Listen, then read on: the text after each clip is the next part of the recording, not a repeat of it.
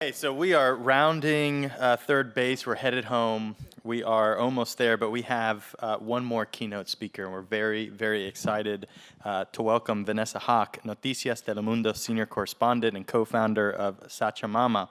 Vanessa Hauc is an Emmy award-winning journalist and senior correspondent for Noticias Telemundo. From social, cultural, and political events to natural disasters, Vanessa has been a valuable source of information to U.S. Hispanics. Today, she's leading the investigative unit on environmental issues at Telemundo Network called Planeta Tierra. Vanessa is the co-founder of Sachamama, or Mother Jungle, a nonprofit organization that works to inspire, empower, and educate the Latino community on climate issues. She has worked hand in hand with the Climate Reality Project and Vice President Al Gore in his global initiative, 24 Hours of Reality, for the past 8 years, and she was named one of the top 10 Latinas leading on climate by the Huffington Post. So please give a round of applause to Vanessa for her.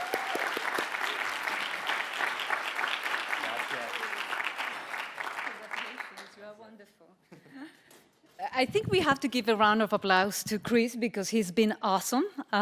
So thank you for taking us through this journey of the day.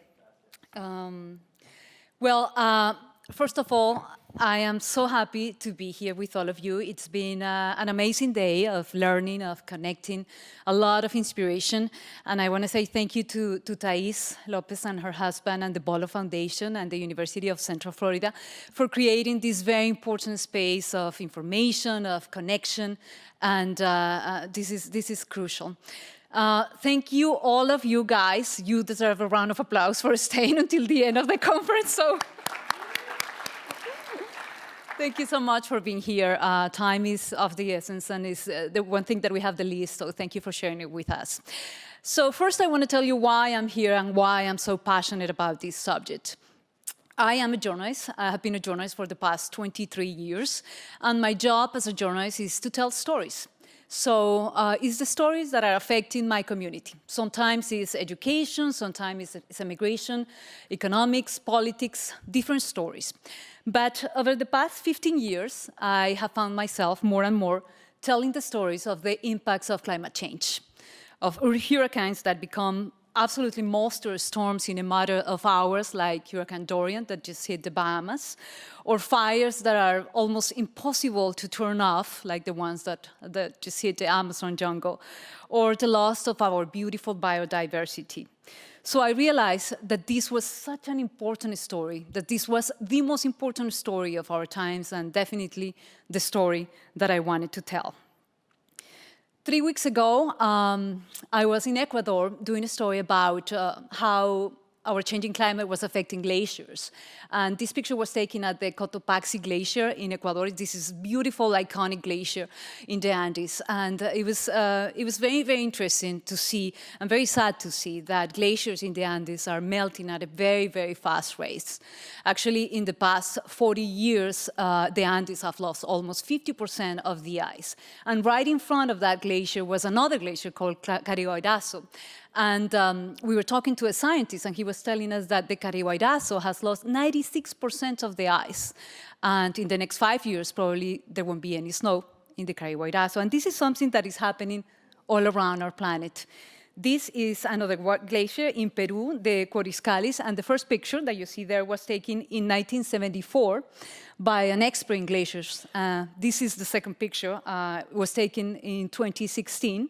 And you can see the terrible transformation. He went there when he took the picture, and he said that he felt like he was visiting a terminally ill patient, and this is what is happening to our glacier. This next picture was taken in Alaska a couple of decades ago, and the next picture is recent, in the past couple of years. You're going to see how the scenery is just completely different. It's just an amazing change. Glaciers in Alaska are actually melting 100 times faster than it was projected by scientists. And this is happening all over our planet. This is a picture of a Himalayan glacier, and then the next picture that you're going to see is the same glacier from the same place just a couple of years ago. So definitely our planet is changing. From Ecuador, I was on my way back to Miami, and I have to go to the Amazon, to Bolivia, to cover the story of the devastation left by the fires. And this is a story that truly hits home for me because I'm from Peru, and I grew up going back to Peru and visiting the Amazon jungles many, many times, and it's just such an important place in our planet. And to see the devastations that is there. This was a video that I took on the middle of, we were covering the story and just stopped, put our car there and start recording. And this is acres and acres of land absolutely burned to the ground. More than 2 million acres of land in the Amazon look like this. So it's definitely like an atomic explosion just happened there. And the terrible part there is that the Amazon jungle is such a crucial place on our planet. It holds 10% of the biodiversity of the planet. 20% of the oxygen that we breathe comes from the Amazon jungle. And 25% of the CO2 that we produce every year is kept in the land or in the trees. So when it burns, it really produces something really bad. So after these 15 years, I definitely realized that we needed to focus on this. As a journalist, I felt the responsibility, and I realized that I needed to do more, and I needed to focus on this story because this was the most important story. Thanks God, I work for an amazing network, Telemundo Network, and they gave me all the resources to tell these stories. So this year at Telemundo, we decided to change the way that we talk about climate change. We know that words matter. We know that words actually shape attitudes and cultures and beliefs. So we decided to change the way that we talk about climate change. We were not going to call it anymore climate change, but we were going to talk about climate emergency because this is what we're going through. There is so many changes that definitely our planet is going through an emergency. And last year, we decided to create a research unit, to focus only on environmental issues. And this is what I work for the past year. And I wanted to show you a little bit of the work that we have done in Planeta Tierra. This is Planeta Tierra, a research environmental unit from Noticias Telemundo. On this journey, we have seen the impacts of climate change.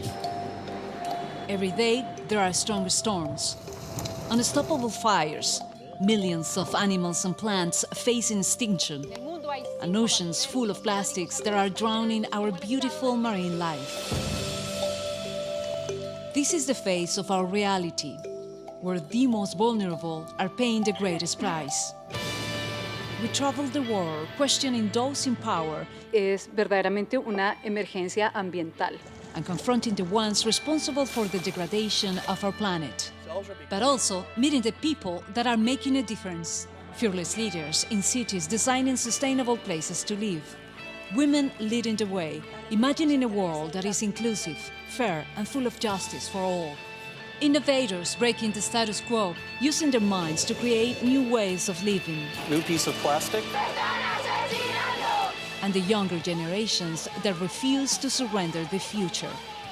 We have explored the most beautiful places on Earth that are threatened by our changing climate.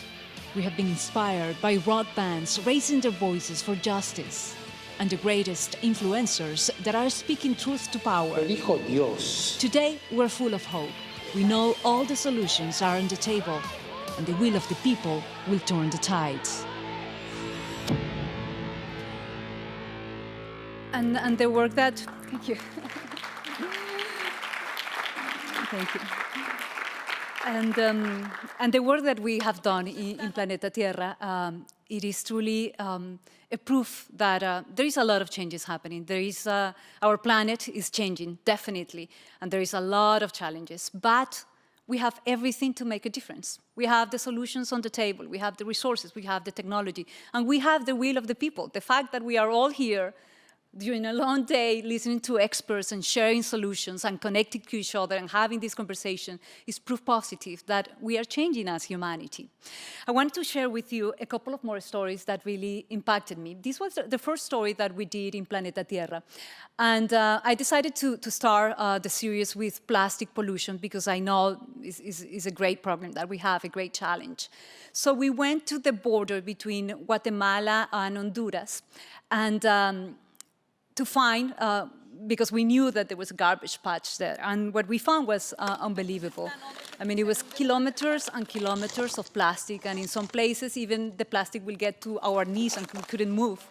And this is not only happening right there, but it's happening in different places of our planet. In fact, there is 5 garbage patches like that on the planet, and there are some that are big as the state of Texas.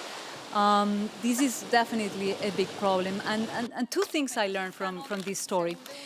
The first one was that the problem here specifically was that the government of Guatemala didn't provide many communities with the way to dispose of garbage. So they will just go to the river and throw it in the river, in the Motagua River. And of course, they create this mess. But the other thing is that while I was walking there, a lot of the plastics, a lot of the plastic bottles, containers for medicine, different labels, they came from all over the world. I mean, we will find things that came from Japan, from Mexico, from Spain, from India. So really what it shows is that we are living in a closed system. Our planet is a closed system. And if we throw something in the garbage, it doesn't mean that it's going to disappear. It disappears from our eyes and we don't see it anymore. But really, it goes or to the landfill or it's going to go to the ocean. So it's very important that we are, we have that consciousness and make sure that we always bring our reusable bottle everywhere that we go. We have awesome straws that I saw that you guys gave us, and I loved it. And just make sure that we are prepared, because it's very easy to fall into getting the plastic bottle and throwing away the thing. So it's important to be very conscious about it. So one of the stories that really, after this story, we decided to do a story about the impact of this plastic in the marine life, especially. So imagine what happens in a beach like that if the turtles are going to go and put their eggs, lay their eggs to have the babies there. Of course, it will be something very difficult. So the next story that I did was we interviewed a photographer, a great photographer called Manuel Maqueda. He was just amazing, and he wanted to document the impacts of plastic in birds, in seabirds, and in albatross. So he went to this little island in the middle of the Pacific. It was called Midway. And this is a very secluded island surrounded by kilometers and kilometers of water. So you would think that it's something very pristine. So the birds, the albatross, go to these islands and they lay their eggs and they have their chicks and then they go around and bring the food for them. What happened is that these islands was full of plastic pollution. So instead of bringing squids and little fish and shrimp for their babies, they were bringing plastic. So their chicks will die with their stomach full of plastic. They will die of hunger because they were eating the plastic and they feel full. And obviously the plastic was not good for them at all, and they die. So this picture especially was very, very impactful because it was of a mother albatross feeding the baby with a piece of plastic. This photographer now is going around the world telling this story, and it has an amazing impact. An image can have an amazing impact. The story of albatross shows us what is the impact that we're having on our planet. We are here in this planet to share our existence with beautiful species of animals and plants, and we are responsible for that. So definitely think twice when you are going to leave home and do everything that is on your hands to make a difference. When we start producing plastic, and really this is something that is so important in our lives. Wherever you look, there is plastic, and we start mass producing plastic maybe a century ago. But it has been very helpful for our societies. Plastic is in planes, in cars, in computers, in medical supplies. It's everywhere that we look. So the problem is not the plastic. The problem is the plastic that we use and we throw away, no? And it's important to understand that this plastic basically never disappears. It breaks into little pieces, and it goes to the bottom of the sea, and it becomes microplastic, little particles of plastics that are very even hard to see to the naked eye. So what is happening with the microplastics, and we're seeing it more and more, is that it goes to the bottom of the ocean, and the little creatures eat it, and then the bigger fish eat the microplastic, and then it goes up into our food chain until it gets to our table. So basically this Luego is... estos animales se convierten en comida de peces más grandes, muchos de los cuales terminan en nuestra mesa. It ends up in our table. Of course, it will be in English. It will be better, but basically the graphic explains what is happening in the food chain. And there's been a lot of studies about the impact of microplastics.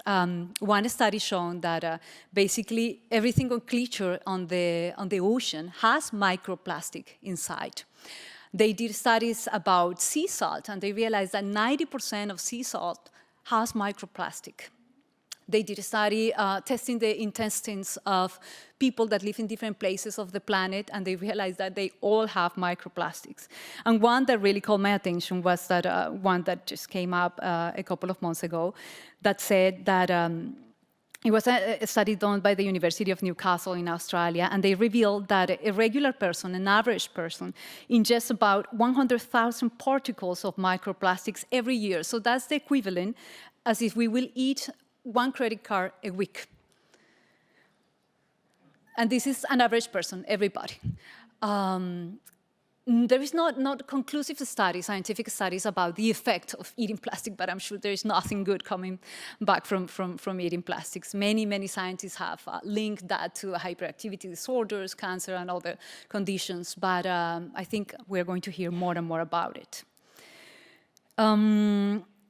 The next story that I wanted to share is the impact that our life is having in our oceans. And this is an interview that I did with the guy that is actually feeding the sharks. He's very brave, of course, but also very conscious about the work that he does. He's a diver, and he founded an organization called Saving the Sharks. So he was telling me why it was so crucial and so important that the sharks, that we keep the population of sharks alive in the ocean, because they are responsible for a healthy ocean, for the ecosystem. This year we have a biodiversity report from the UN, and what it revealed was not good news at all. It revealed that 1 million species were at risk of extinction, and we are 8 million species all on our planet. So 1 million of them, 1/8, is at risk of disappearing. And sharks, especially in the past 30 years, we have finished with 70% of the population of sharks. And if you think about it, they are amazing. I mean, these creatures that have been here on this planet way before we were here. And because the way that we live, because of overfishing or illegal fishing, they are paying the consequences. Also, threatened 40% of amphibians, 25% of mammals, and 10% of insects. So definitely, again, even though the reality can be difficult, the important thing is to remember that and acknowledge that this is our reality. This is the planet that we have right now, but we have the solutions, and we need to work, and we need from every single place in our society to play a role in this transformation. A story that I just did a couple of weeks ago was about migration, and I'm sure that you have heard about the migrant caravans that were coming from Honduras, El Salvador, from Mexico, from Central America. So we decided to go in depth and find why these people were migrating. And of course, I mean, it was because of poverty and because of violence that they live in the country and lack of opportunities. But also we found out that in the dry corridor of Central America, in the past 4 years, they have experienced great drought, unprecedented drought. So for these families, when they when they don't have, I mean, they basically, their lives depends on their crops. They plant corn and coffee and potatoes, and they eat that. So if one year their crop is damaged and the next year the crop is damaged too, they don't have another way of survival. So they have to migrate, or the father or the son. So this was, I would think that these are some of climate refugees that we're going to see more and more. But it's important that we connect the dots and we understand how climate change is affecting every single aspect of our lives. We, as journalists, sometimes it's difficult for us to see the reality and to report on the reality and to be the eyes of our audience, because sometimes the reality is difficult. But it is also our job to make sure that our audience understand that there is solutions and that there is great hope and that there is great advances. There are people doing amazing work in sustainability. There are nations that are getting together and they are signing accords and they are actually moving forward to create a sustainable planet. Last week I was in Costa Rica, and it was just an amazing story, very refreshing for me, because it's this tiny little country that is on a race to become the first country in the planet to be carbon zero. And they are doing an amazing job because they are actually growing economically and sustainable, and at the same time they are protecting nature, because they know is the source for tourism, for their industry. So they are doing a wonderful job at growing and at the same time do it in a sustainable way. Another of the stories that I absolutely adore was maybe, I think it was 10 days ago, we have to cover the marches. Unbelievable. This was a video that I took with my cell phone in Washington, D.C., and to see the strength of the students, 4 million of them went out and marched all over the planet. And to see the high schoolers there with their signs, no go to school, raising their voices and demanding action for the governments. To see little kids that could not even hold their signs up, but they were definitely proof positive that no one is too small to make a difference. They are really teaching us a lesson. They are really and truly leading this movement. And this is you guys, this is you, the ones that are right here learning about what is happening to the planet, and you are going to be the ones that are going to implement the solutions. So this is just absolutely inspiring and powerful to see what is happening to our planet. At the same time, I want to leave you with a couple of things that I'm sure that we can all do. When you think about sustainability, the wonderful thing is that we can all do something. Each one of us, from the place that we are, we can do something to protect this beautiful planet that we have, this spectacular space, this wonderful opportunity to live this existence on this planet that we have. So the first thing that I will say is make sure that you reuse, reduce, and recycle. Always make sure that you go out. When you go out of the house, bring your bottle, that you don't buy plastic bottles. And make sure that you only buy what you need. And I know sometimes this is difficult, but it's very important to change our mindset. We are in a society that buys and throw, and buys and dispose. But if you think about it, if you every time that you're going to buy something, think, okay, do I really need this? Do I absolutely love this? Do I gotta have that? And then if you buy it, make it special, you know, this blouse, I love it, and I'm going to put it in my closet, and I'm going to wear it forever, you know, and then when I don't wear it anymore, I give it to my sister or I donate it to somebody that can wear it. These are all little things that can actually move us forward. Refuse to accept plastic, of course. Be very conscious, because we are just, it's automatic. They bring you juice and they have a straw, or they bring you a bottle of water. So be very conscious to say, no, I don't want. And this is very important. Embrace a diet that has a low carbon footprint. This is something that we can all do today, and it's very, very powerful. Of course, try to eat less meat, or not meat at all, become a vegetarian. That would be even better. It's proven that a healthy diet that is plant-based and meatless is great for you and great for the planet too. So, so this is something that we can do today. Be sure to use your dollar wisely. Every time that you go and buy something, understand that you are supporting that producer, that you are supporting that product, you are betting for that product. So make sure that that product was created in a sustainable way, that that product was thinking about the environment when it was created. So your dollar has a very important value.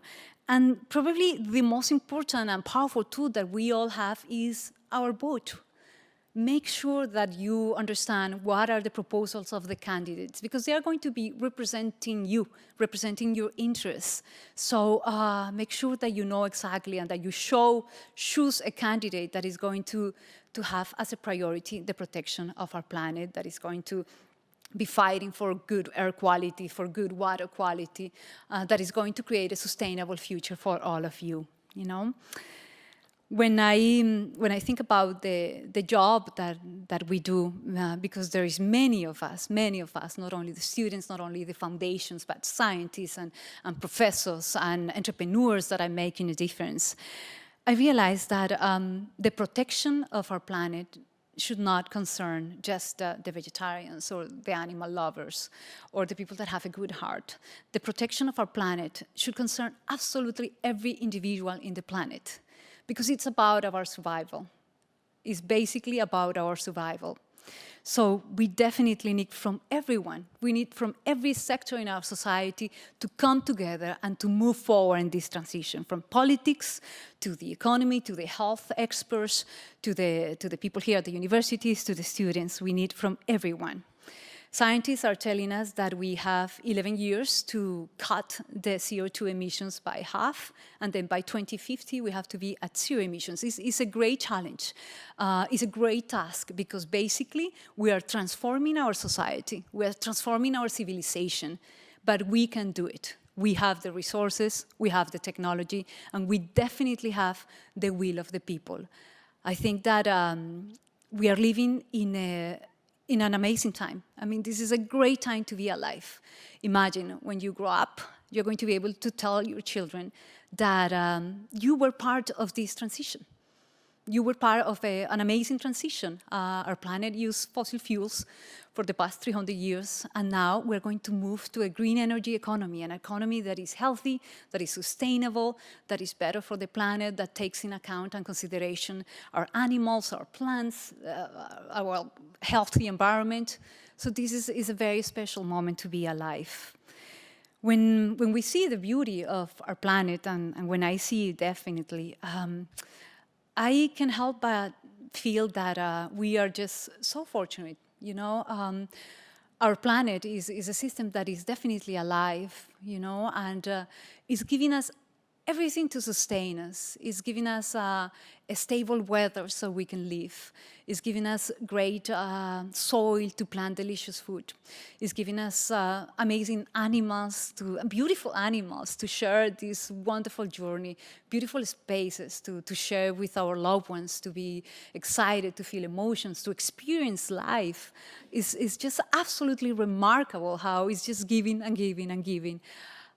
So if you think about it, isn't it worth it to do absolutely everything in your power to make a difference? Isn't it worth it to give everything that you have from the place that you are to create this transformation, to be part of this transformation? I want to leave you with that question.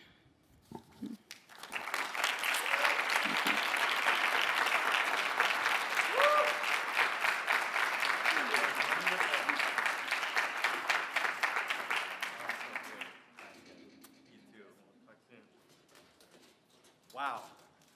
Talk about a great way to end off this conference, right? This summit. That was amazing. Thank you, Vanessa. Your words certainly struck a chord with me, and I hope it did with you as well. So we are now going to be ending our day-long summit.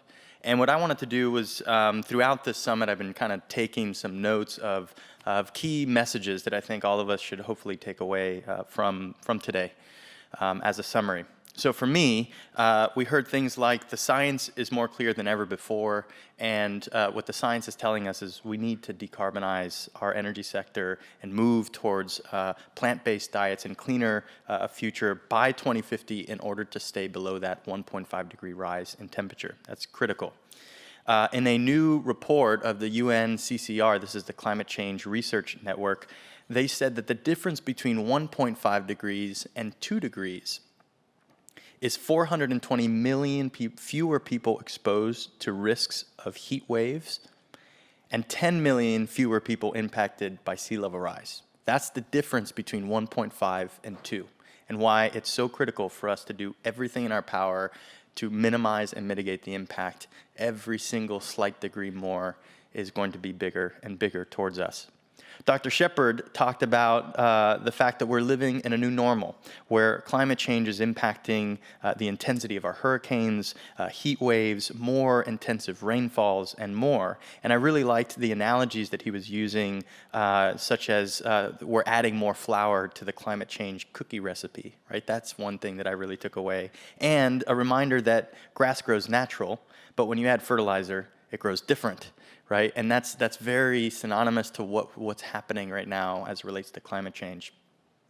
Dr. Morris and Eastham discussed that environmental and energy policy is imperative. A lot of what we're talking about is systematic and complete transformational change at the institutional level. It's why policy is so critical.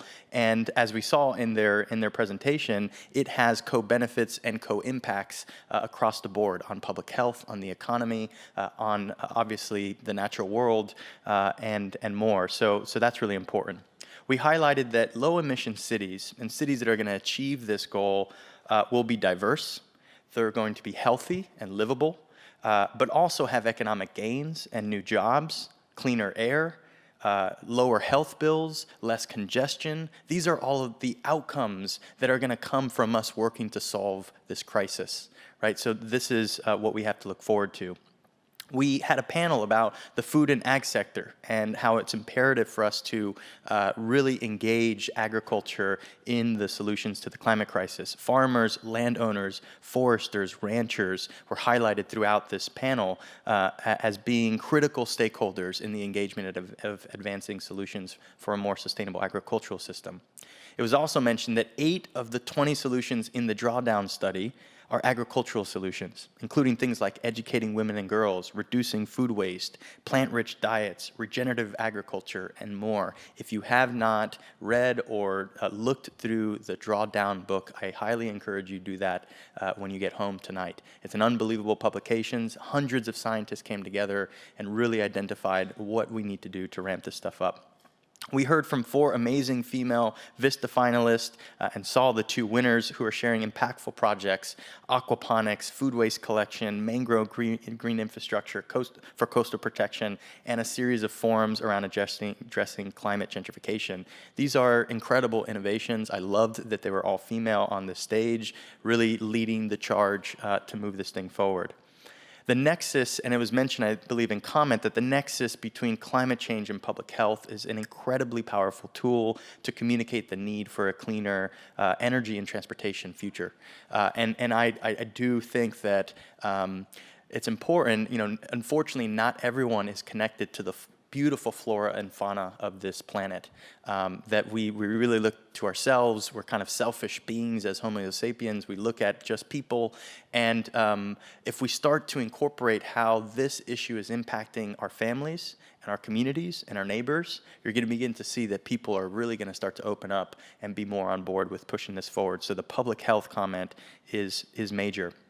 Media and reporting, like what we just saw with Planeta Tierra, is critical to educating the masses, right? The stats that Vanessa was talking about with plastics being embedded in everything in her reporting, that the plastic particles being 90% of sea salt, that's the first time I ever heard that. That's mind-boggling. And the fact that each one of us have plastic inside of us from all of the bioaccumulation of those microplastics in the things that we're eating, right?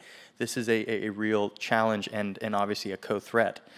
climate change has also been said as a threat multiplier for the national security of this country, but also a major contributor to the mass migrations. We saw this during Syria's mass migration and the entire Syrian war that came out of millions of people fleeing from a drought-prone area into the cities and obviously creating this havoc. We're seeing the same thing in Central America. So connecting those dots and those linkages of how climate change is actually contributing to more mass migration is a big deal. In Orlando, we have been, and it's mentioned a couple times today, we are one of those safe havens for people who are migrating from island nations and the coastlines of Florida.